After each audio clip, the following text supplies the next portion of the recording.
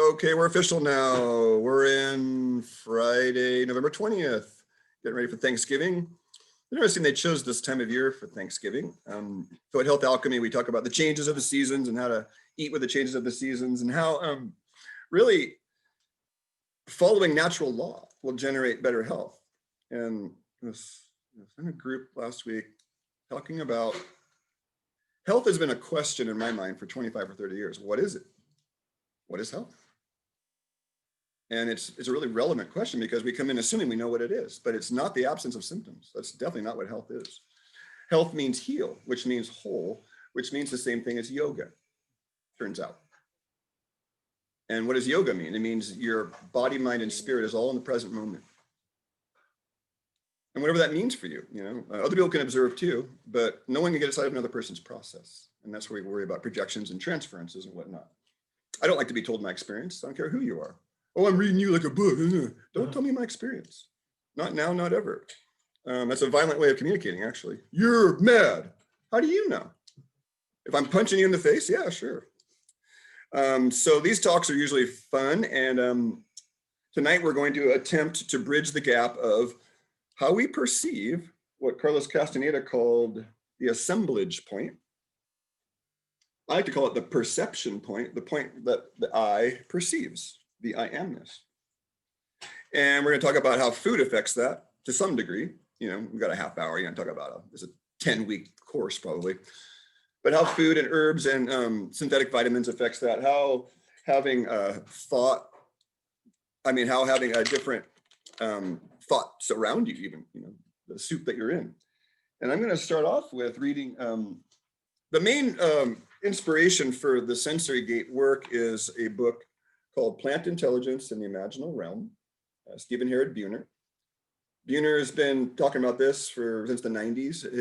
The book that really got my eyes over there called The Lost Language of Plants. And I found this out over by Will's house, actually. I told the story last week, but The Lost Language of Plants. I found out my introduction to plants communicating with me was on mushrooms at Rockview. I'd already hiked from Minas Tide from Capitola with my brother and my best friend, and just got curious about this plant. It was a really sincere curiosity, very sincere. And the plant was from me to Joseph here, and it rushed into me, the only way I could put it. And then I knew for a brief moment what it was like to be a plant. And boy, they live a much slower existence than we do.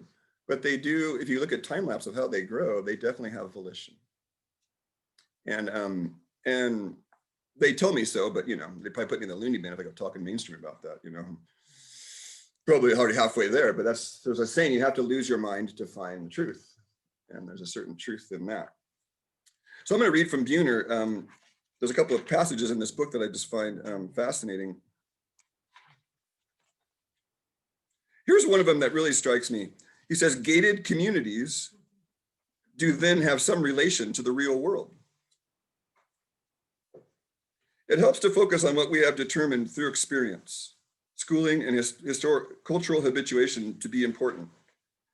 It also protects us from sensory overload. So we have this part that gates, these sensory gates. And you see here, there's filters that filter what we're perceiving. And for each of us, those filters are a little bit different. In iridology, the unfiltered people have a loose weave and they have very, very blue eyes, or you see, usually I can predict these people. There's a form of iridology called the Rayid system where he tells people, like, this is your emotional temperament, like an astrologer would. And so these people are more porous. I'm one of them, unfortunately. I'm very porous and I have to work on boundaries. So I'm kind of always out there in everybody else's business. Everyone's always in my business. And it makes for an overwhelming perceptual world, very overwhelming at times. And so these gates change by what we eat. Like sugar really opens them up and salt will kind of close them down. Salt is contracted in large amounts. Sugar is yin or expansive. And there's these metaphors and Chinese medicine is what the things that got to help me through this. For if it's true that if gating did not exist, if the nearly infinite amount of sensory expressions that exist in the world flowed in without restraint every minute and every second, every day of our lives, we would simply not function. We would be so overwhelmed. So we all have to gate. And that's what happens when we smoke pot, drink coffee, do kava kava, mushrooms, peyote, LSD, what else we got? You know, DMT. And so if you're not trained and ready to see what's not you, but is you, talk about living in a paradox, there's going to be insanity and trouble. And that's one of the things that my teacher made very clear is your awakening, there's no guarantee that you're going to survive it. And some of us are fortunate enough to have made it through enough to be able to talk about it. But, you know, if you talk to a lot of the people that try and live through it, try and describe a samadhi state, the merging with the divine, there's just no way it can be done. Because that's the different reality. It's like 4-dimensional world and 3-dimensional world. How do you describe the 4-dimensional world and the 3-dimensional world, right? You can't really do it.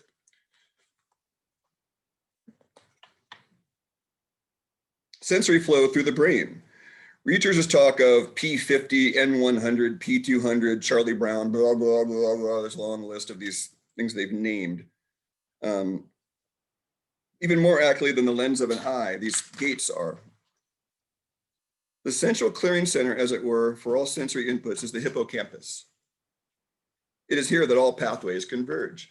And in the iridology, I was just pointing out to Monica, the chemtrail lines in the outer upper eye in each quadrant. And this eye, it's over here, and this eye, it's over here. And every single person I've been looking at over the last 11, 12 years has some version of this hippocampus interference line.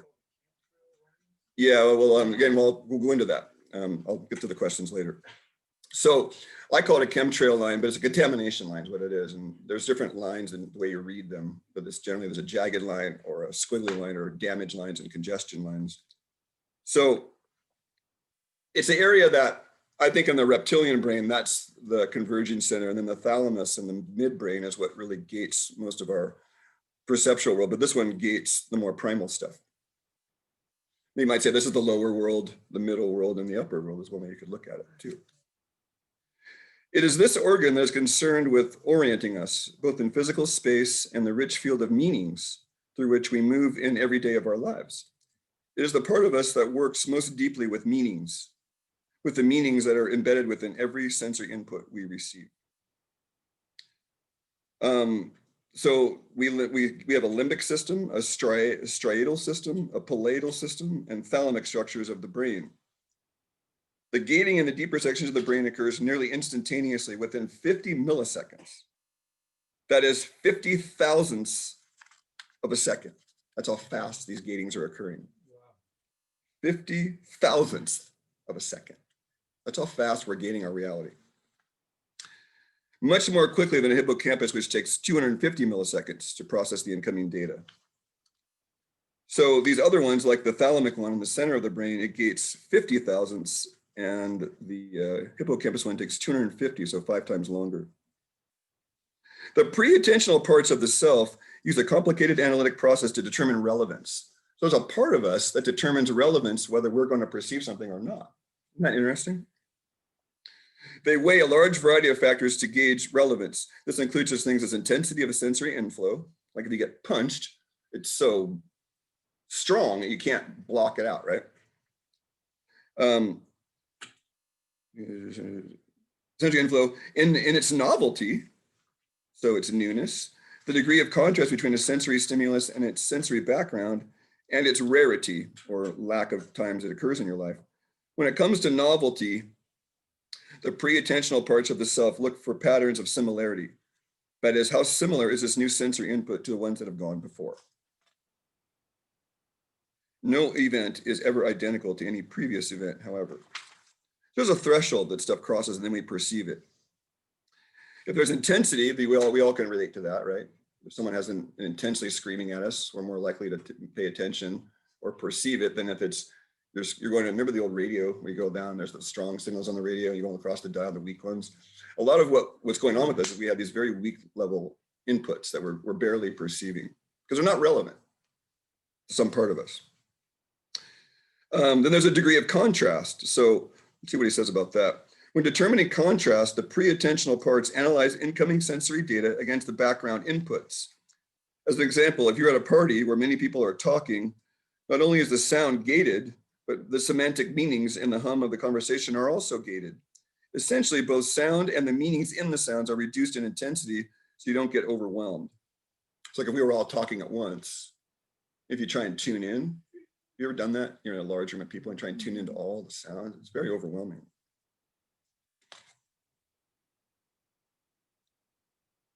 And he's talking about glutamate and GABA, but I don't want to go into that. Oh, wait. Did you hear what happened between Michael and Jenny? He's poking fun. The gating channel that is contrasting sound meanings in the room will open more widely and allow more sensory input through.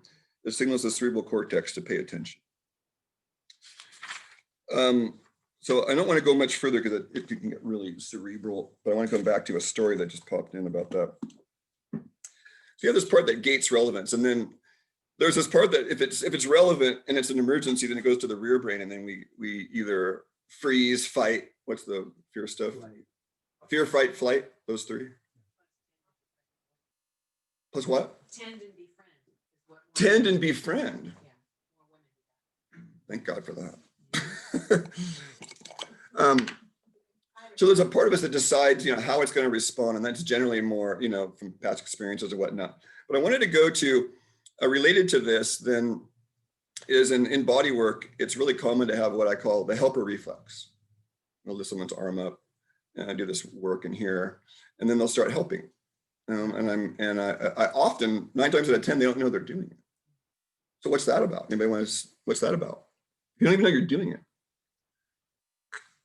Quiz time.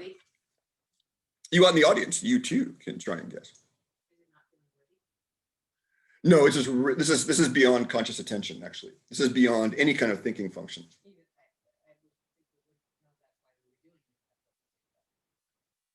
There may or may not be something going on in here. Anyone else want to try it? It's part of it. It's kind of fear-based. Yes, at its root, it is that, and it's based in a reflex. That's a hint. A primal reflex.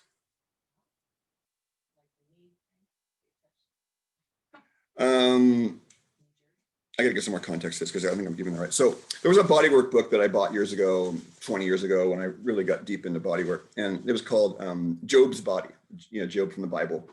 And he was talking about we have these mini brains. Each one of our vertebrae and the corresponding nerve plexus along it down the back. I mean, the Chinese think so much of it. There's 4 bladder meridians. There's 2 inner lines that are symmetrical, and there's 2 outer ones that correspond to the nerve plexuses that go along the spine. All the autonomic ones, both parasympathetic and sympathetic. So there's little mini brains in there. And so if this brain, something happens to it, these mini brains can actually, that's the reflexes that you get. And it's called a reflex arc is what it is. It's a reflex arc. And the only way to disrupt it is to bring the attention to it. Like I'll say, hey, you don't have to help, or I'll shake the arm. And if it's bad enough, I say, hey, you don't need to do that. And then, oh, I didn't even know I was doing it. But usually they're thinking about something intense, or there's a story. If I'm doing it, usually I'm off thinking about something that's sort of intense. And so that could be a survival mechanism, right? If you're maybe you're severely injured, but you're able to sort of unconsciously crawl to somewhere safe, right? Something like that. You don't remember you did it. Or the drunk person that crawls somewhere semi-safe and they don't even remember how they got there in the morning, right? That's another good example of just that survival instinct. So it's a good example of this sort of thing where they're by engaging it with the conscious attention, then we're free to free the pattern. And there's a lot of these reflex arcs we have in our lives. I mean, imagine here I am working on a lady hanging out right on between the shoulder blades is the Chinese call it the pericardium, or the heart protector. And there's a special meridian associated with it. That's the meridian that I cut. The pericardium is the middle finger. And to me, this was from a bloodletting. It was like there's too much energy in the meridian. So one of my Chinese medical teachers says, there are no accidents. I've heard this a few times now. And your chi was imbalanced. And so don't play the victim, figure out why the situation occurred and how you co-created it. And so instead of being a victim to this, I was like, yeah, well, I chose to try and take the lid off that broken glass jar. I didn't listen to my guidance. And this is the right arm, which is the masculine side. And it's the heart protector. So it's like, yeah, I'm taking on too much probably. So we've gotten sort of this established that we perceive from a certain place, and doesn't it seem like that could change pretty easily? So how'd you feel before you ate? Anybody feel brighter or more dull now that they've eaten? Anybody? You feel duller. So then that goes into what I've been, from my group and from last week a little bit, I found the source of that study, the 51% raw. This is this guy's work, Edward Howell. This is Enzyme Nutrition. This book was written, I believe, in the 50s.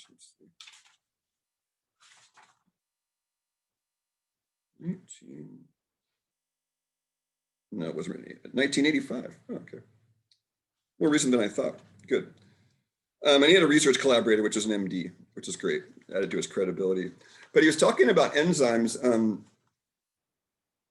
Let's go back to the beginning, because there's a couple of. So you feel duller. Well, that means you overload your enzymatic capacity. And enzymes, the Chinese have a word for enzymes, it's spleen qi.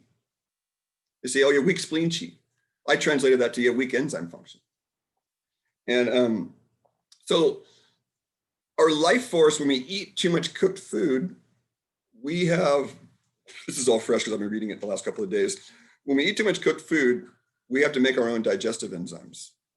And the human is the unique animal on the planet that our digestive enzymes work 30 to 100 times more effectively than anybody else's, any other animal on the planet. But that goes to our detriment because we also have metabolic enzymes. We have like an enzyme bank, and it's finite. Okay, to digress, somebody help bring me back, but to digress, anybody know the great Babaji, Yogananda's guru? He's around here somewhere. I pay him respect. So, oh, there he is up there. That's a rendition, they say, what he looks like. Been around for about 2,600 years. He appears at will whenever he wants to. And so one of his students wrote a book about his experiences with this cat when he was manifested. And he said, Babaji says we all have a finite number of breaths in our lifetime. And you can breathe slow and live longer, or you can breathe fast and live shorter. There was a Circle Jerk song as a punk rocker called Live Fast, Die Young. Remember that? Live fast, die young. And that it's really an apt metaphor for this topic. Yeah, so we've got, the theory is, so you have a certain amount of enzyme potential, and you can eat a lot of cooked food and die younger and suffer, or you can eat more raw food and eat less and live longer. And so when the Chinese talk about your weak spleen qi, and how do we see our spleen qi? Middle of the tongue. So if there's a depression, we look at each other's tongue now. How's the middle of your tongue look? The middle is the area of the spleen and the pancreas and digestion.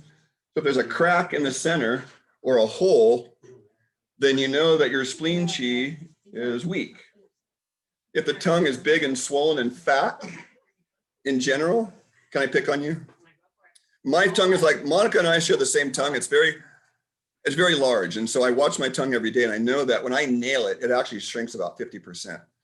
But it's just the most boring diet ever. It's basically meat and greens and fat. No dairy even, because I like dairy, but it does swell up a little bit. So it's a conscious choice, right? So back to, I got to find my way back from that digression. The enzyme bank, and then your breath bank. And so this guy was getting into this in this book. Listen to this quote. The human race is at least half sick. From this guy. Even those young adults who feel fit have health defects. How many ailments afflict the human race? 100, 500, 1,000? Are we more expert in breeding disease than our wild animals? Can you name even one species of wild animal afflicted with 100 diseases? He makes a good point. Wild animals, for the most part, when they're really wild, they're eating raw food. And then that's the point they made in another book about the Egyptians, that the Egyptian aristocracy they were using white flour of sorts, which is highly sifted. And they had the same diseases. And then the corpses, they were able to analyze these corpses, and they had the same afflictions that most Americans have from their highly refined wheat flour.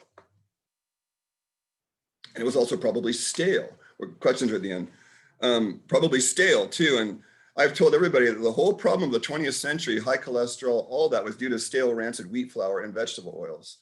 That was why we had high cholesterol and high triglycerides and your LDL, HDL stuff. I can't emphasize that enough because they're free radical producing. You have these oils that are polyunsaturated, I mean, there's many open oxygen bonds that can be oxidized. And then the horrifying realization was when I was at the hardware store probably 20 years ago, and I see linseed oil. And linseed oil is rancid flax oil, folks. It's polymerized, so it coats stuff. And I don't want my cells made out of that shit. So the body counteracts with cholesterol to buffer the free radical activity of this stuff. And it literally damaged the interior line of the arteries. And so that was the load of doo-doo we were fed, was this whole animal fat and animal food's bad for you. When it's highly refined and commercialized and they're eaten in factory farms, yeah, it's not good for you. But there's a certain, I am alive because of my love of meat as a child. I mean, I have no doubt about it. I never had a cavity. I still never had a cavity.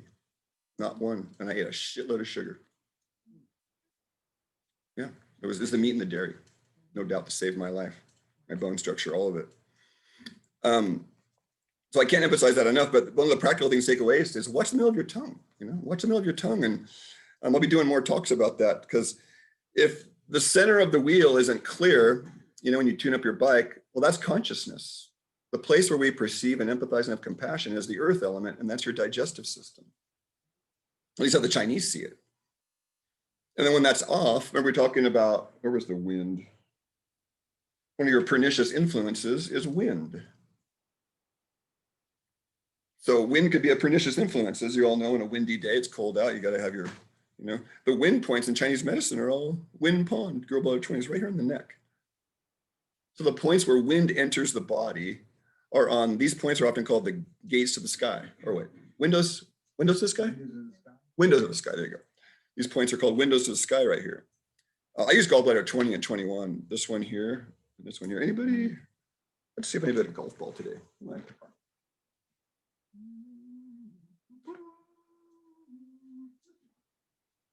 So we're just seeing real quick here, gallbladder 21.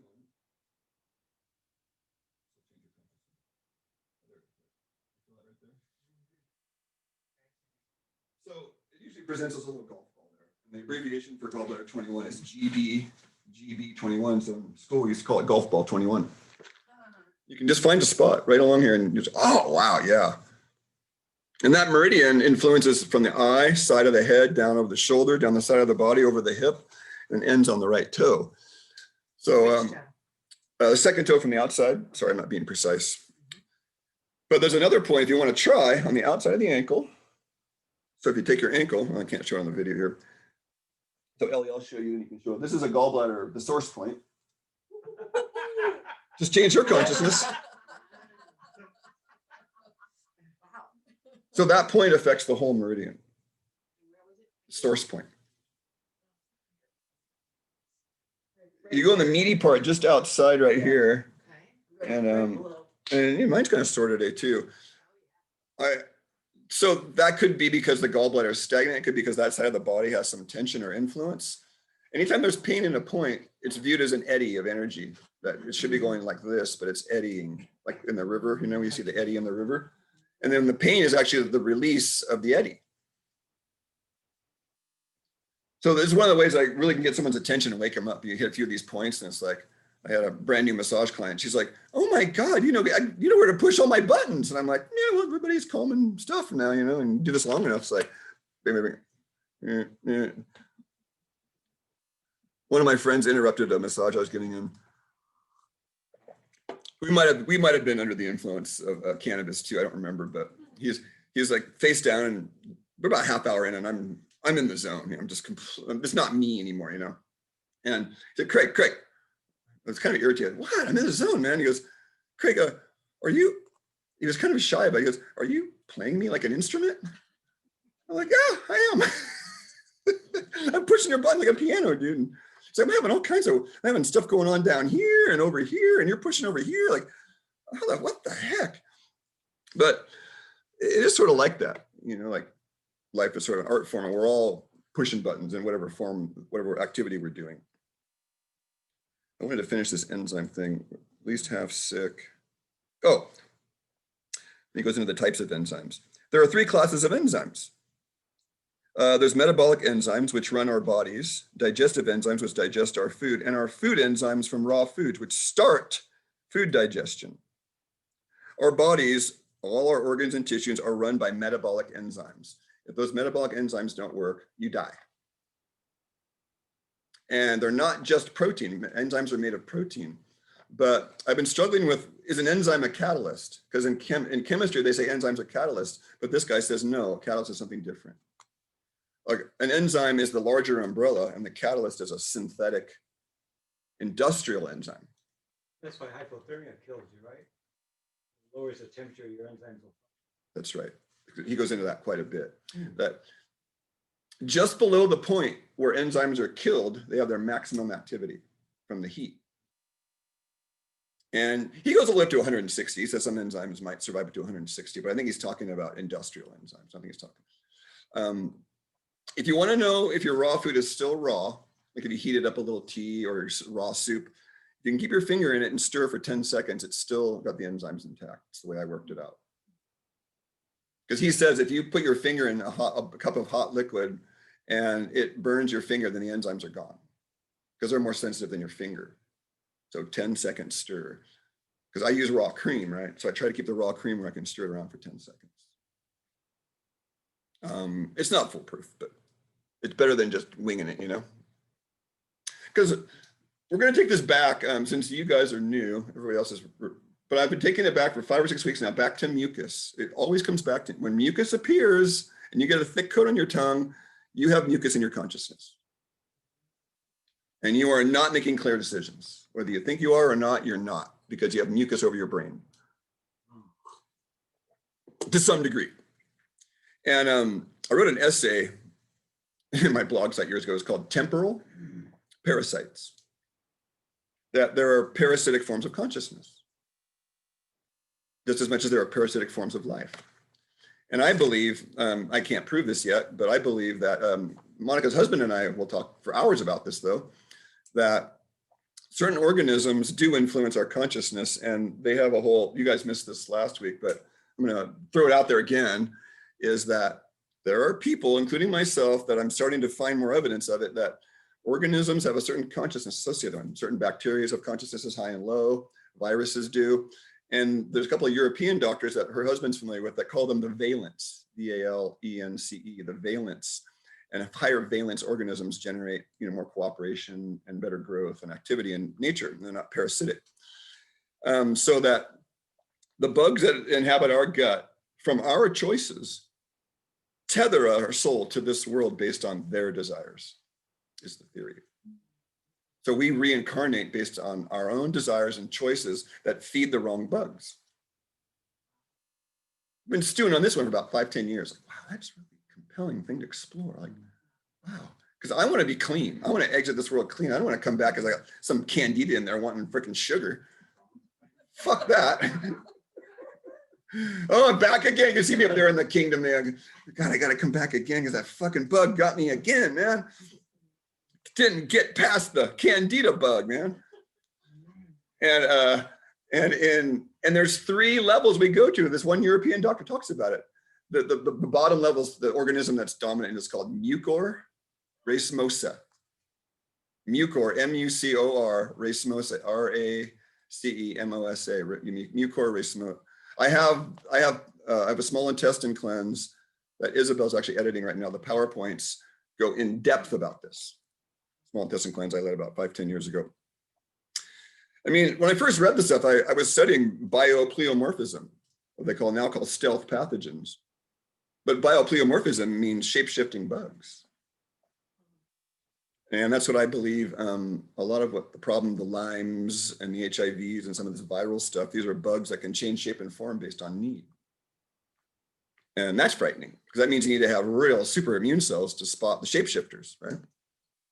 The X-Files goes into that quite a bit too. They got the super military guys. And oh man, those guys are gnarly. Blow them, like the Terminator, you blow them up and he comes out through the explosion. You got these bugs, our immune cells are nasty. They have nasty stuff at their disposal, nasty stuff. And, I've seen photography, like live blood cell analysis of this stuff. And it's like, look at the white blood cells are running from that candida thread. They're the Godzilla films. That's what it's like. Oh my God, it's like a Godzilla film. Like, get me away from that thing. Terrifying. So back to the enzymes. By metabolic enzymes. So when you have an enzyme deficiency, then there's a whole cancer therapy that he was a dentist also. Some of the best nutritionists in the last 100 years were freaking dentists, man. William Kelly, I think his name was, and his whole cancer protocol was based on about 15, 20, 25 types of enzymes. And he would cure cancer with just enzymes. And that I give that a thumbs up. I use enzymes a lot in my practice because if you can't break down food, then you have rot. And if you have rot, you're going to get cancer. So it's so important to me that it's your second foundation of health out of the four, right? You've got to break food down all the way. Not part of the way, not halfway, all the way. You don't have a choice. If you don't break it down all the way, then our immune cells perceive it as a foreign invader. They're digesting that the cancer is feeding upon. Cancer is more than one thing, many more than one thing. You could call it a bug, you could call it rot, you could call it toxicity, you could call it, all kinds of dead cells aren't dying, But I don't want to go into that, it's just way too complicated. So these enzyme workers, take proteins, fats, and carbohydrates and structure them into a healthy body, keeping everything working properly. Every organ and every tissue has its own particular metabolic enzymes to do specialized work. One authority, and this is written, the original material for this was written in the 50s. One authority made an investigation and found 98 distinct enzymes at work in the arteries. 98 in just the arteries, each with a particular job to do. In lab work, we have some liver enzymes we can look at in lab work, but it's pathetically like, we get like 8, but there's probably like 100, or more. Modern research is implicating enzymes in all of our activities.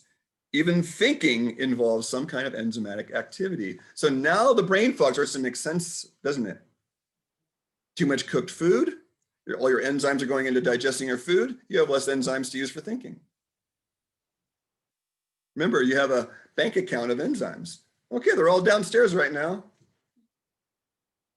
He used a really extreme example of the lion that eats they said that some lions can have up to 10 rotting animals in their stomach with partially digested, and it might take days and days and days, and they go into a stupor because it's just so much to digest that when plants and animals, but specifically animals, when an animal dies, there's a proteolytic enzyme called capsaicin, I don't know if I'm pronouncing that right, that immediately starts breaking down the animal tissue unless you cook it.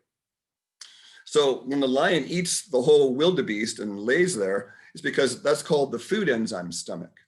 And the food is literally breaking itself down. The animal is not making hydrochloric acid. The animal is breaking itself down inside the gut. It's a concept that I hadn't really thought of except for cows, but it happens with meat too. And that's why Agnew, the guy I was telling you about, the primal diet guy, when he grabs it, they have him on YouTube with a quart mason jar with literally mold growing on this meat.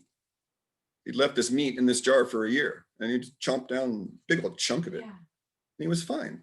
All we were looking at was the enzymes had just digested most of the meat and his immune system was able to deal with the mold.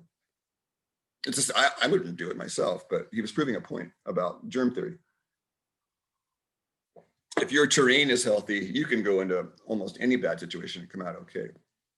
I'm a good example. I used to get sick every month. Until I got my digestion in order, you could count on a cold or a flu or an allergy attack at least once a month. I haven't had where's the wood? Last time I made this statement, I got a cold a month later because I got a little cocky and arrogant. Oh, I've been sick in 13 years. Got sick a month later. So one of the things are these early warning signals, and that kind of goes back to the mucus. If you can keep the mucus, keep looking at your tongue, keep monitoring that brain, and keep monitoring how you feel after you eat. That's why, me and Monica are working together, because it's just so easy to use subjective data that you're feeling to figure out how we're doing. It doesn't require a PhD freaking D. It just requires sincerity and effort. And here we go, the digestive enzymes. Oh wait, oh my God. Even thinking of some enzyme activity. By 1968, science had identified 1,300 different enzymes. So we need hundreds of these metabolic enzymes to carry out the work in the body to repair damage and decay and heal disease. Digestive enzymes have only three main jobs. They digest protein, carb, and fat. Proteases digest protein, blah, blah, blah. If food enzymes do some of the work, according to the law of adaptive secretion, we'll go about that later, the enzyme potential can allow less activity. So if you eat more raw food, then your own digestive enzymes get turned into metabolic enzymes, and you're able to process the waste in your body more, and your organs are healthier. That's why they always say that people who undereat live longer than those who overeat. It's the same idea. Their enzyme capacity has not been overwhelmed. Here it is. The enzyme potential can allot less activity to digestion and have more to give to the hundreds of metabolic enzymes that run the entire body. If food enzymes did some of the work, the enzyme potential would not be facing impending bankruptcy. I like that. As it is now, of the bodies of millions of people on the minus diet, he calls it. The minus diet. Food minus its enzymes. Our enzyme potential has a problem somewhat similar to a checking account, which could become dangerously deficient if not continually replenished.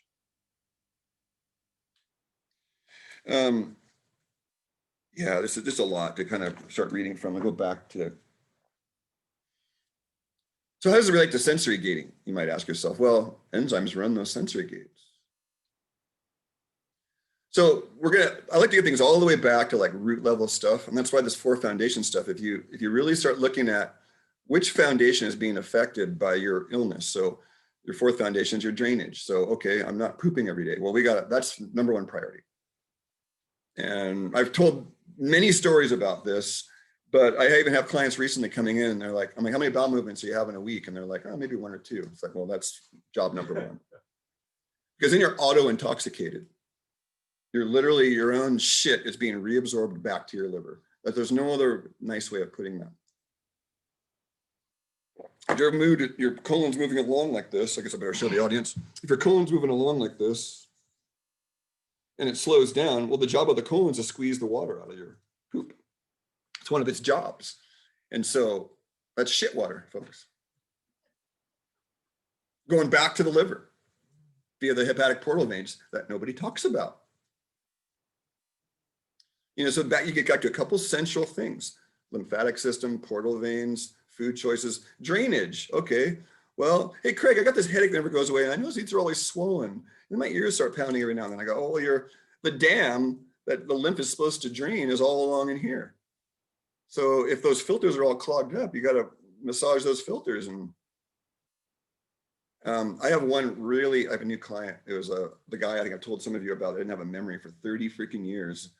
And his wife was, they weren't married the whole 30 years. I found they've only been married 6 or 7 years, but she came in and noting the time, thanks, Monica. She came in and you know what helped 70% of her issues? She wasn't drinking enough water and she was eating too close to bed. So it was kind of, Monica talks a lot about hydration. It's a great validation of it right there, Monica. They're like, oh my God, was it really that simple? I go, yeah, it probably was.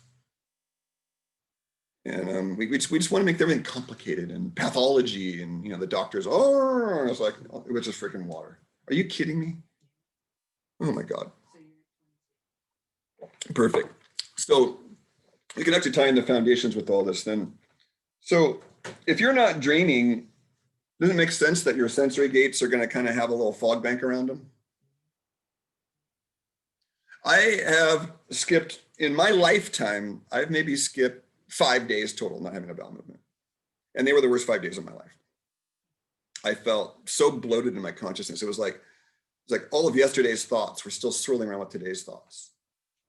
That's how it feels in the morning when I have a BM. I usually have a BM first thing, and it's like, oh, yesterday's finally gone.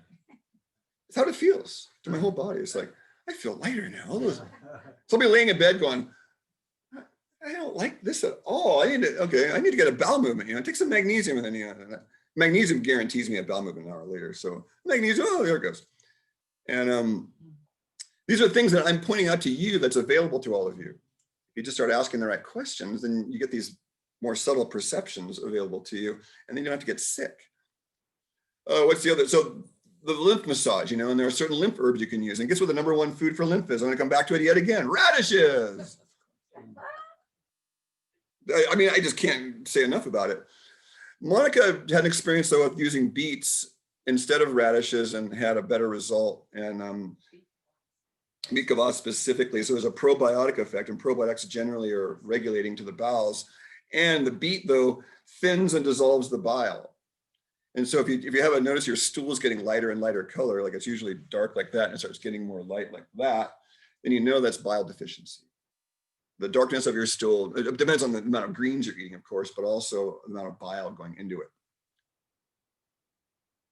So I have a new gallbladder patient. She has no gallbladder, and she just can't wrap her head around the fact that her prognosis is poor because she has no idea how important the gallbladder and the bile is, as I just stated. Constipation tends to ensue with no gallbladder patients. So drainage, right?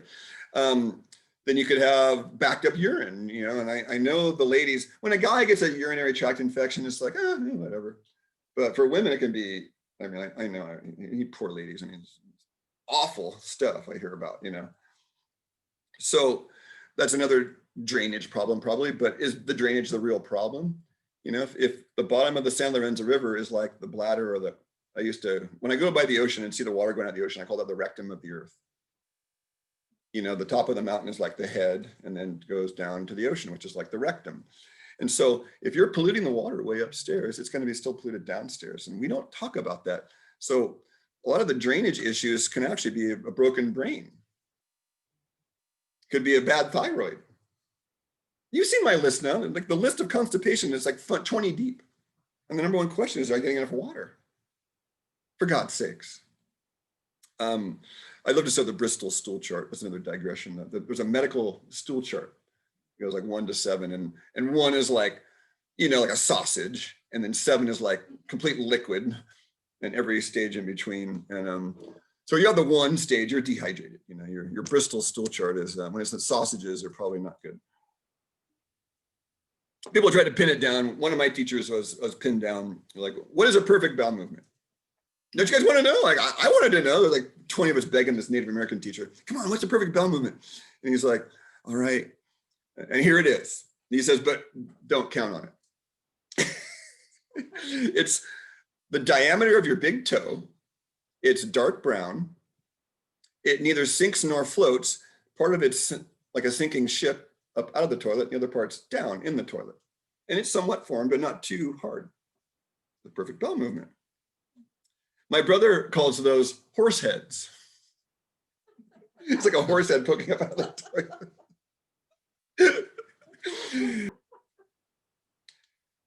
Get an 8-minute point. I think I'll just go down the foundations really quick and how they affect it, and then we'll take a few questions. So your third foundation is your ability to detoxify and decongest. So that's mainly, and a lot of that's liver, a lot of that's cellular work. So if you can't get these last two, third and the fourth foundation done, then your brain is just not, like I said, if you take it back to enzymes, then the enzymes are trying to break down all this excessive waste and deal with the toxicity of the liver being contaminated with the shit, water coming back up. Then doesn't it make sense that you're gonna have less enzymes downstairs and less upstairs? I'm glad that was a good little channel. I bring that enzyme nutrition in. And then the second, like breaking food down. So then you ask yourself, well, what's the first foundation? And well, that's your chooser. That's your brain and your endocrine, your nervous systems. So we'll go to the pernicious influences really quick here. So if you're not comfortable in your body, anybody from review from last week, if you're not comfortable in your body, what of the pernicious influences starts getting stirred up? That's analogous to the internal thought processes. Sometimes it's still, sometimes it's going really strong. It happens outside also, hint, hint. Very good. So we have internal wind and external wind. And again, I think the Chinese have done really a good job with this. And the Ayurvedics call it Vata, V-A-T-A. In the West, we call it the air element in the Greek 4-element system, or in the medicine wheel, it's the air element. And so these are very, if you think, well, what's air compared to water? Is water or air more dense?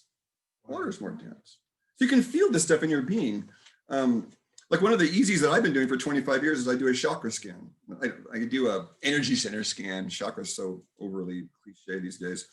And this is always, feels less dense than the bottom one. Bottom one's earth. You got your water, your fire, your air, your sound, your light, and pure consciousness. And that's one of the energetic breaths is density. We'll be talking about this. So these are practical things that you can do in your day-to-day life. It's like, so like, I didn't surf the other day because I did my scan after yoga in the morning. It's like, oh, my body's fucked up today. I have no business being out there. So it's a good way to check in, like plan my day. I do yoga in the morning, a few minutes, like, the centers are a little off today. I'm not feeling it in my body. So I'm gonna do mental work today. Most of us don't have that kind of freedom. So when wind gets stirred up, then we translate that as lack of ease. And Jonty's got some ease over there. Yeah, I like that look. The well-fed, content, And so that's ease, and there's lack of wind there. And then disease starts when we don't feel good in our body. That's when illness starts. That's when we start tracking it. Why did that thought, that thought doesn't feel very good. What was that? That's a good metaphor. It could be, but there could also be, generally what's going on is we'll have a layer that will sort of peel away and then something presents itself. It actually happened to me today. My ex was here, she worked on me, and she has just a way of, she'll just say one or two little words and it's like boom, and a piece of dynamite went off in my heart. And the whole hour she worked on me, I couldn't even talk. And then I just kept with it. What am I feeling? What am I feeling? Leaning in a little bit. This is not comfortable. What am I feeling? I wasn't even receiving the massage. I was so unavailable. What am I feeling? What am I feeling? And I realized at the end, I had my realization, and it was partially about her, but partially about my own fear of what's going on in the world. I'm terrified. This little kid that lives in me, he is, but then the men's work, we talked about it last night, right? But I also have an adult. So as an adult male, I have to take that terrified kid and hold him. That's the inner work. And I got to a point where I was starting to feel that. And then she ended the massage and I cried in her arms for 15 minutes. So I got the catharsis that was needed, because I hung with it. It's the mystery. Like, this is what generally in my interviews with women, this is what a woman wants, is a man who's going to sit in that uncomfortable place with her in the feely place and go figure out the fuck is going on. Generally, that's what women call intimacy. Men generally don't. We have a different way of calling it. It's called the penis.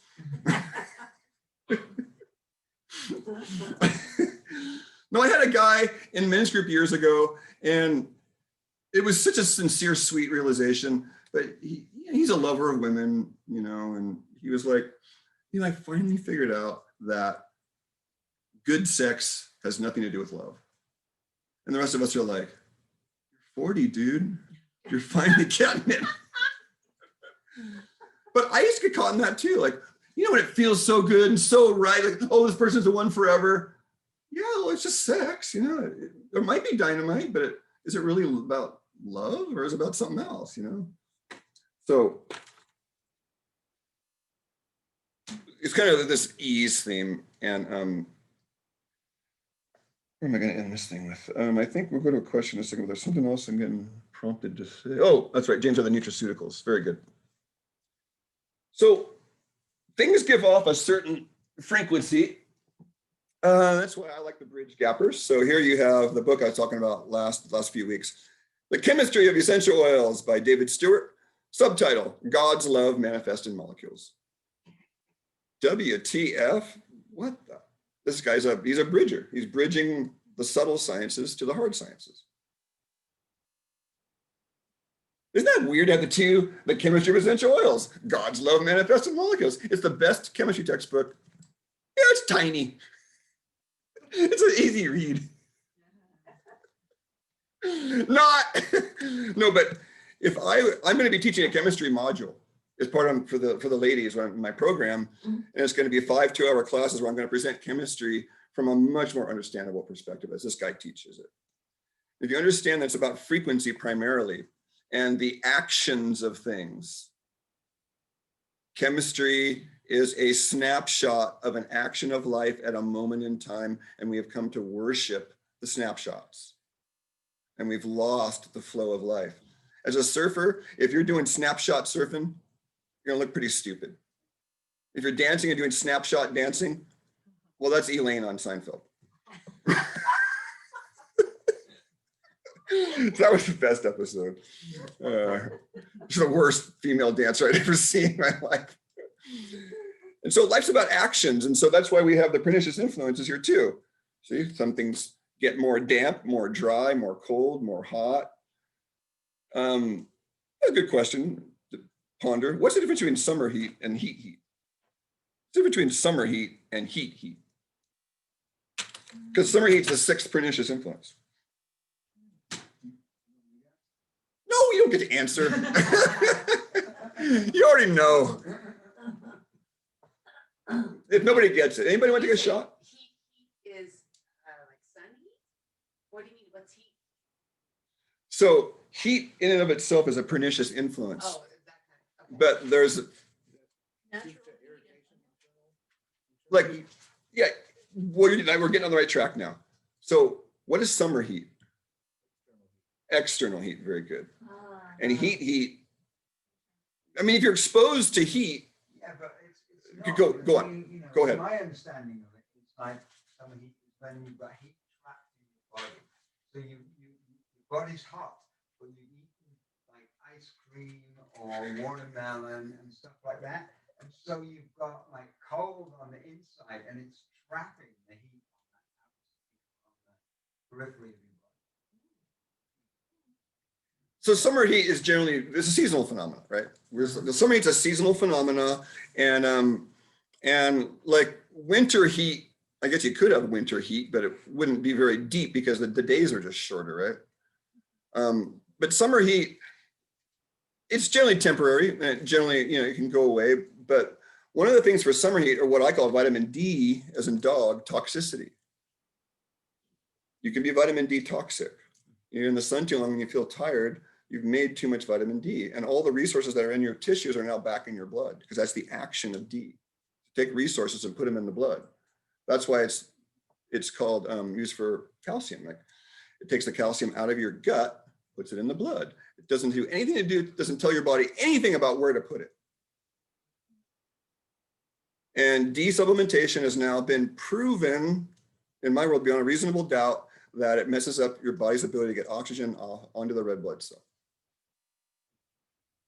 When you take vitamin D supplements. If you take cod liver oil or sun-dried foods, or foods that are generally, there's some vitamin D rich foods that aren't that rich, but enough that you can get all 27 forms. There's 27 forms of D from sunlight. And you're kind of selling yourself short by taking the D3. And when you have your labs measured, the D3 they're measuring in the lab is a storage form of vitamin D. It's not the active form, so it has nothing to do with your status. And it's all a game they're playing to sell more bullshit. It is true that D is associated with immunity, and there's probably 50,000 studies on vitamin D. But no one's asking the one question is, what is the action of D? And how is its relationship with vitamin A, for example? How's the relationship with vitamin F? What's vitamin F? See, we've been programmed. Vitamin F is a natural part of the E complex they knew 90 years ago, but it couldn't be synthesized in a lab, so it was deemed a non-vitamin. See, we don't even know. People go, oh, you're a conspiracy theorist. Oh, really? I've got 500 pages of data going back 200 years of the actual facts. So there is a medical conspiracy, folks. You can definitely come to me and get it, but the point of knowing these things, though, is to see the duality and still bring love to the world. Yep. I was joking around with Jonty about that earlier. Like, you know how old we actually are. Thank you. So I'm going to end with just the most important thing is that we have stuff that arises in our consciousness, and that if we're taking stuff that isn't from the right frequency of nature, i.e. a synthetically made vitamin, then we're going to deplete the natural part of our body. That the natural vitamin has all these thousands of phytochemical helpers, minerals, cofactors, enzymes. And when you take just niacin without all of its associated cofactors, then your body robs the body of the cofactors to process the niacin, and you're more deficient after taking synthetic vitamins. So the spectrum goes drug and food. And what my colleagues and I call nutraceuticals, they're not quite a natural vitamin, but they're not quite a drug, somewhere in between. They're a snapshot of the process they're representing. So the natural B vitamins are they're generally in raw foods, more in raw food. And guess what, folks? The number one source of B vitamins out there is liver. Yeah, organ meats are superfoods for a certain protein type. But in general, they are like the standard processed multivitamin has adrenals, livers, kidneys, green foods, carrots, beets, nutritional yeast.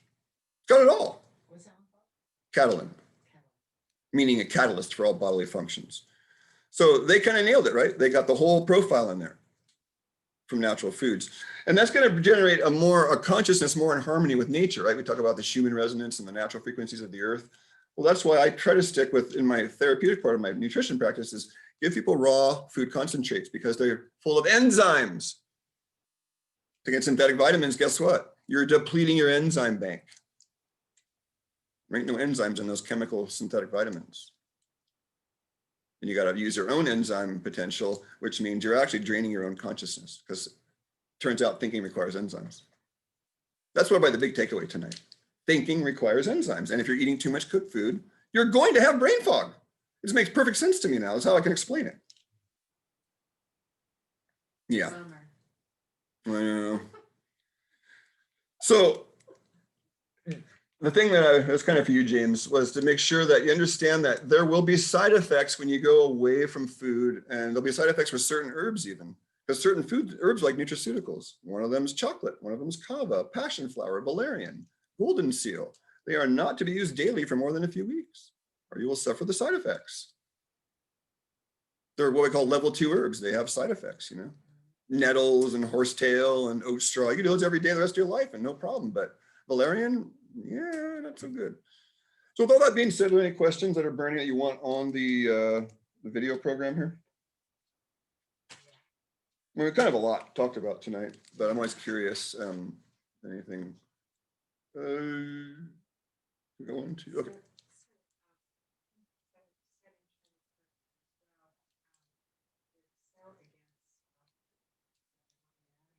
Right.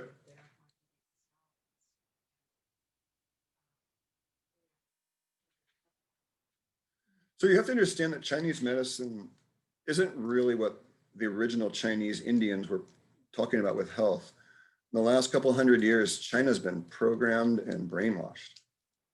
The old Chinese Indians, I call them the Taoists, and they were more in line with this. But I think that's part of the conspiracy in China. These I had so many acupuncturists. I was a cooked food diet myself, but we all have a certain amount of cooked we need. I do have agreement, and you have digestive issues, you're going to have to do some cooked food. The GAPS diet's based on that.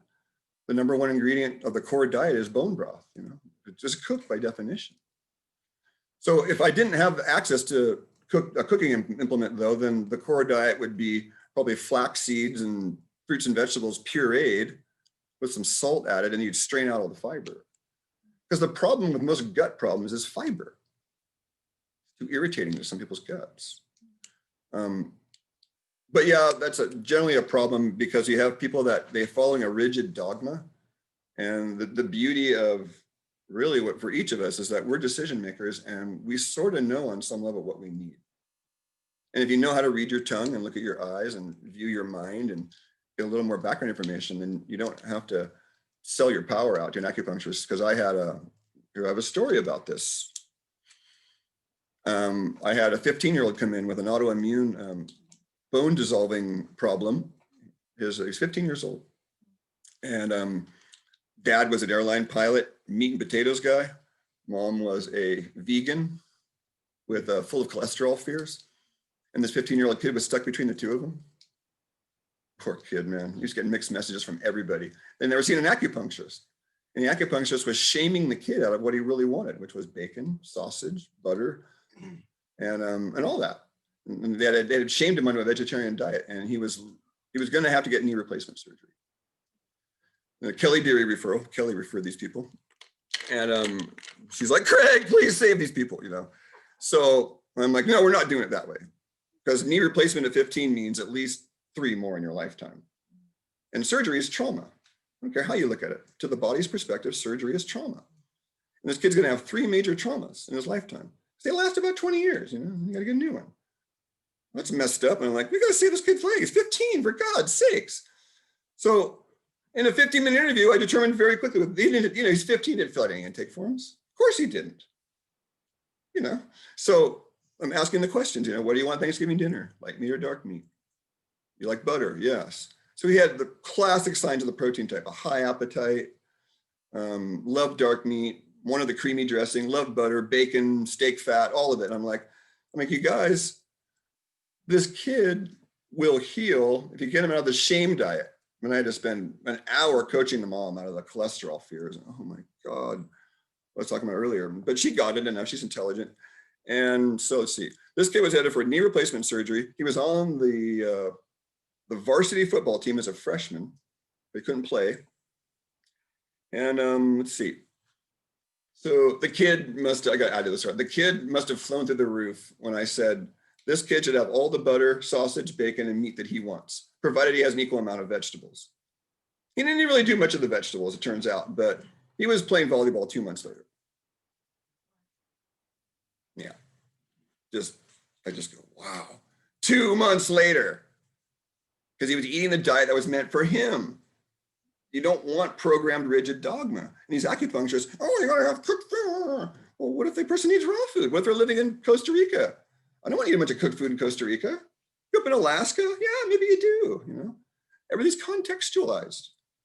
And fortunately, there are a few of people like me walking around that know the context for the season and where you are.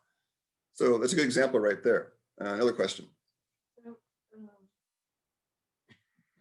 now, question. But the first one was about supplements. Digestive enzymes is one of the supplements I actually take. Yes. It was said that it was important Yes. to be able to digest well. Yes. And so, how does that fit into supplementation and saying that maybe it's synthetic? Oh, no, let's see. The beauty of enzymes is that there's a company called National Enzyme Supplements or something like that, NES. And most of the enzymes you get in the United States are made by this one clearinghouse. And then the other private labels. Now, Enzymedica and a few companies, you might even know, there's a few private labels that are really putting out a high quality product. I mean, Enzymedica might have one of the better ones, right? Yeah, I think that's the one. Yeah, and so I would defer from standard process over to these other people. I've had some really good and really interesting enzymes. But enzymes, when you take them exogenously or from the outside, then they're going to help your body have to use less digestive enzymes in here, which frees up that energy to go into metabolic enzymes. And I call it digestive insurance personally. Yeah. And then the question that I just thought of as you were talking about seasonal diets versus, what if you're in the, say, the equator zone and you've got kind of an equal seasonal thing going on?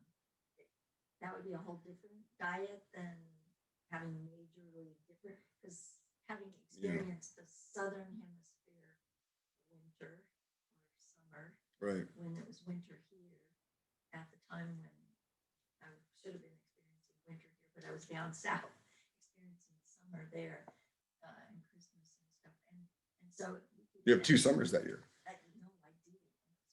And 3 New Year's Eve coming back. So that was great fun. But in terms of the dietary switching around, you would adjust it for whatever hemisphere, whether you're in summer or winter? Yeah. Okay. And And if you're at the equator, is it neutralized then in terms of? well, in the equator, then what are your two seasons near the equator? You have wet season and wet season. You have monsoon and dry. You have the rainy season and the wet season. So you would adjust your diet in the wet season to have more drying foods and then more moistening foods in the dry season. Because like in Costa Rica, their dry season is brutal. Oh, It's just, and the wet season is also brutal. Either way, it's brutal. so they have extremes, but in a different way. Mhm. You would adapt your diet. Well, then your pernicious influences in the tropics, you're dealing with dry and damp, Okay. not much else. I mean, heat is a constant, but dry and damp is a duality you're dealing with in the tropics. Okay. And then the cod liver oil, what does that help with? Oh, that's such a fantastic question, actually. So they often, when somebody's going into surgery, they'll say, stop all your fish oil. So it's an excellent blood thinner. Oh, it is? Not to the point where you're going to bleed to death or anything, but Because that's a concern. right. And that's related to that vitamin K thing I was telling you about, and the bleeding noses is, you know, the synthetic nutrients are taking enzymes to process, and then you don't have the repair of your nose going on. It's probably my theory on that. So this should help with. Because the cod liver oil has the vitamin A, the D, and the F in the right proportions, which is why our ancestors worshipped cod liver oil. And we've sort of like, well, we use the Nordic naturals, highly refined, they make it sound all pretty, like molecularly distilled, but that really means highly refined. You're dealing with these long chain fatty acids that are like, normally like a butter fat's like that long, and these fish oils are like this long, and they can, you know, they can easily be damaged. Because at the worst that I've ever had this, I was doing things that I thought were good for me, like eating lots of almonds and buffets and eating lots of fish, you know, like salmon and stuff. And I had the worst bleeding out of my tear ducts sometimes. And so for hours and hours, and I'd be really weak after that. And a neighbor of mine who's actually a medical detective doctor, she's really good. She came over and she says, "Oh, you need to. Are you taking?" You know, she guessed immediately. "Are you taking this and this and this?" And I said, "Yeah, I'm doing all three." She says, "That's not for you." So almonds, I definitely stay away from because of that. There's a few things, like I have a spot right here that will, when I shave, it ruptures, and it's like this finger. I'll get so much internal pressure in my body that it will find an outlet to rupture, and this thing will bleed if I get too much EFAs. The chlorophyll pearls from Standard Process, they're the only company in the world that makes a fat soluble chlorophyll product. Chlorophyll. That's something that I do take. Standard vitamin chlorophyll. Yeah, and that's what they do, is they add copper to that, and they isolate. They're called the chlorophyllenes from chlorophyll, and they're not really giving you a pure product. So what Standard Process did is they press the plants and they press the chlorophyll, the fat soluble chlorophyll out. It's a really expensive process. No matter, I mean, a 240 pearl bottle is $85 at retail, but that even they're still losing money on that. They're just trying to get the price reasonable. That's how nice they are, and they make money on other products. But that's a product that I had a client with a leaky gut, horrible gut problems, and her solution one day, it's something that I would do, but man. She said she took 30 chlorophyll pearls. The normal dose for most people is 1 to 6 a day. She said she grabbed 30, shoved it in her mouth and swallowed it, and her problems were over. Really? Well, think about it. You've got this chlorophyll, like it's like chlorophyll olive oil, coating everything all the way down. Oh, it's so cool. It rebuilds the gut lining, is what it does. And there's no cancer that can live in chlorophyll. Cancer cannot live in a chlorophyll-rich environment. So all my cancer patients, you got to go on okra, pepsin, E3. Okra is also slimy, and it coats in all the, you know, the folds of the intestines, and chlorophyll pearls, 2 top cancer products. Yeah. Pardon? Yeah, it's called okra, pepsin, E3. And there's some of the chlorophyll pearl is in that product, but it used to be comfrey pepsin E3 back in the 50s, but then the FDA got all, oh, comfrey, pure distillate alkaloids, rat steady brainwash. You know. Just like that. Exactly. Or we can do chemo. Yeah, we can do chemo, not that. So what the way the theory goes is, this is actually good for the tape, is the okra gets into those folds in the intestines and the slime coats all the rot that's in here, right? Uh-huh. Imagine a diverticula gets down in there and coats it, and the chlorophyll disinfects it. Then the pepsin is a proteolytic enzyme that digests the waste that's holding it on there. And the E3 is a special form of vitamin E that's in pea vine juice that Royally Standard Process discovered. That's right, folks, there's 3 forms of vitamin E. That's why you don't want to be taking tocopherol from fucking brainwashed soy. That's why I said F word. Tocopherols are not vitamin E. The E is a complex, E1, E2, E3, selenium, and not lipositols, tocotrienols. Kind of selling yourself short again. People die taking tocopherols with heart disease because all the cofactors are missing again. Yeah, I've had a few heart patients really have trouble with tocopherol-based stuff. So that gets in there, and then eventually, this is the whole clay psyllium shake idea too. It gets down in there, and it coats all the waste, and then after enough of it's down there, it finally sloughs off like a scab. And so I had this client in LA, she really needed it. She's an asthmatic with mucus, and she's what I call a skinny anxiety type. And so I said, you really need this okra pepsin. And she kept constipating when she was on. I go, of course you're going to constipate. It's coating everything. And suddenly you're going to have this cathartic black tar poop coming down the road, you know? And she finally got it, but it took a while. And that's what I did. I did comfrey every day for 4 years and those 2 products. And I healed my leaky gut and I healed my allergies and I healed a lot of my problems that way. Because this is primary, you know, this has to be renewed every 3 to 5 days. Renews itself that's a lot of tissue turnover, folks. Billions and trillions of cells got to be turned over. That means you need protein and vitamin C primarily. And these enzyme factors that are only present really in raw food in your own body. Is that good for that part? That's about as much as I can absorb right Yeah, I know. I'm on a little bit of mate, so I'm even like flying on that. Somebody else have a question? Thank you. My Monica. question was very similar, very connected. So generally, most adults will be wise to taking digestive enzymes at the end of each meal. And do you subscribe to the during the meal, end of the meal, what? Okay, so enzymes and bitters are best taken before meals if you want to talk about optimal. If you forget your bitters at the beginning of the meal, then take your bitters at the end of the meal.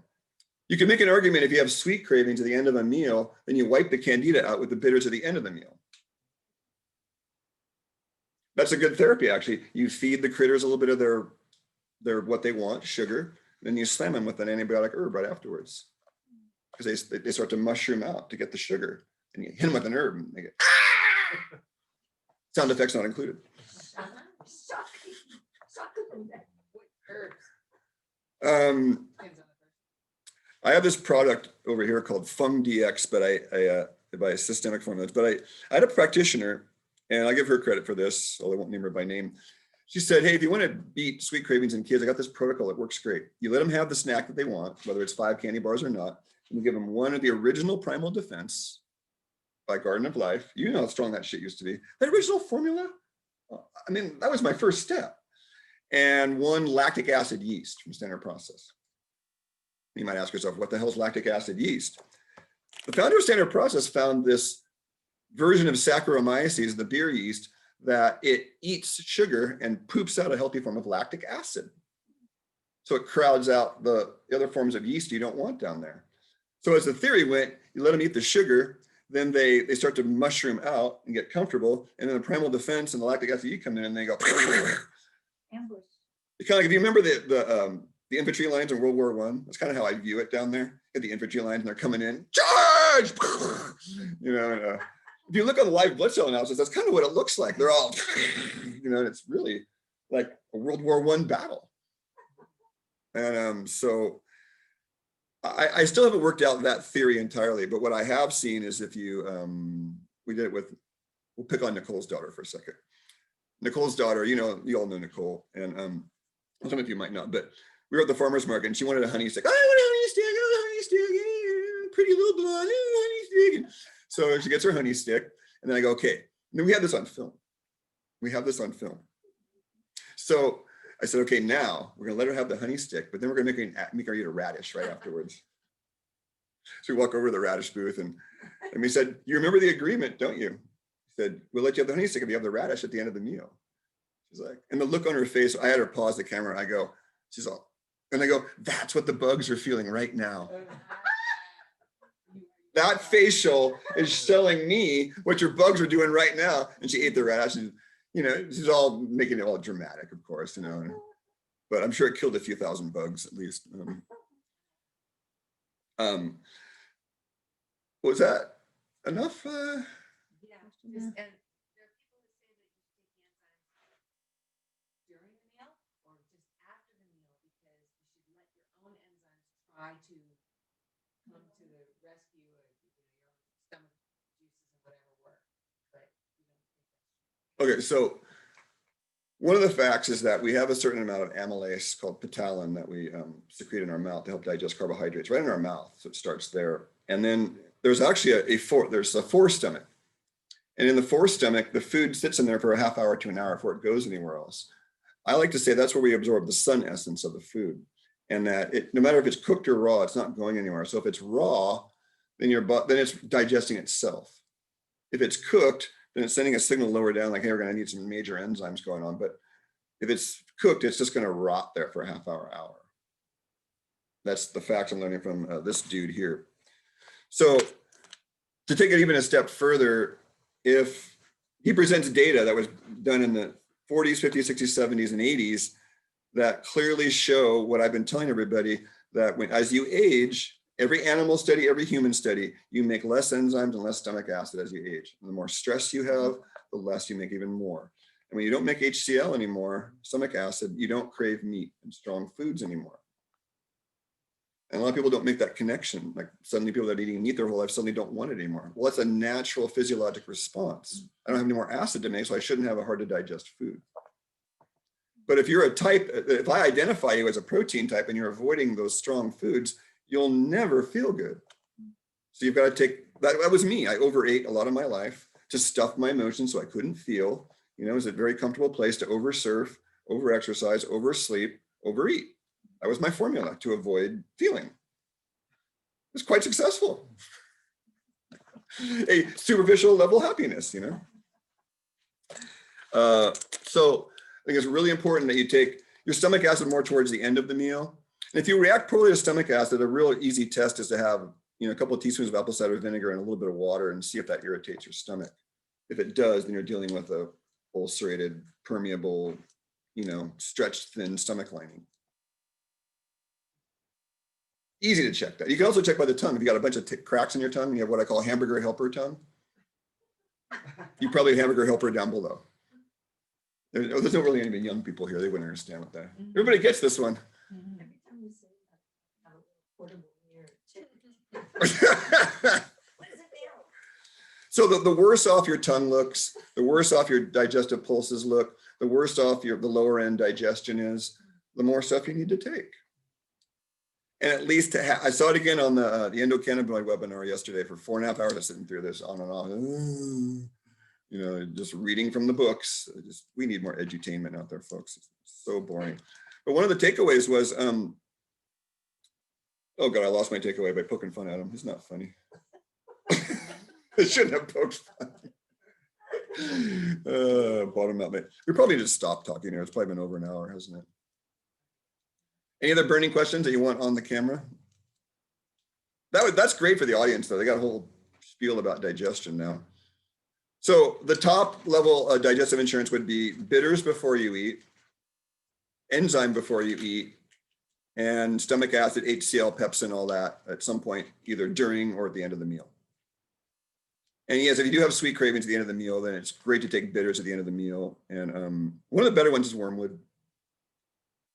But it depends on if you've got more of a hungry bacteria issue or more of a hungry fungus issue, then you change it. Absolutely. Wow. Wow. Yeah, that's crazy. So there's enough data around, you know, with all these great writers that I think it's really important that we go back and we look beyond what nutrition has been telling us for the last 50 years prior to that, because a lot of the most brilliant geniuses were around in the 20s, 30s, 40s, 50s, and even the original endocrinologist that of all endocrinologists was in the 1880s and the 1890s. And some of his work still isn't recognized. But he's the one that did the endocrine chart I showed you, Monica, that has the thyroid at the center of all the connections of the endocrine system. Not the brain, not the adrenals. No, the thyroid. Henry Harrower, you'd love this guy. Harrower, Henry Harrower. He's a true hero. Since you're on that tangent, let's have you look up the last true head of the FDA. Last name Wiley, W-I-L-E-Y. He had some cool stuff he did too. All right, folks, so we're going to sign off with a little, we're going to give gratitude and thanks to Henry Harrower and Jonty and all the people that are doing good work of spreading the truth and helping others have a better life. Community dinner, signing off, another fun night.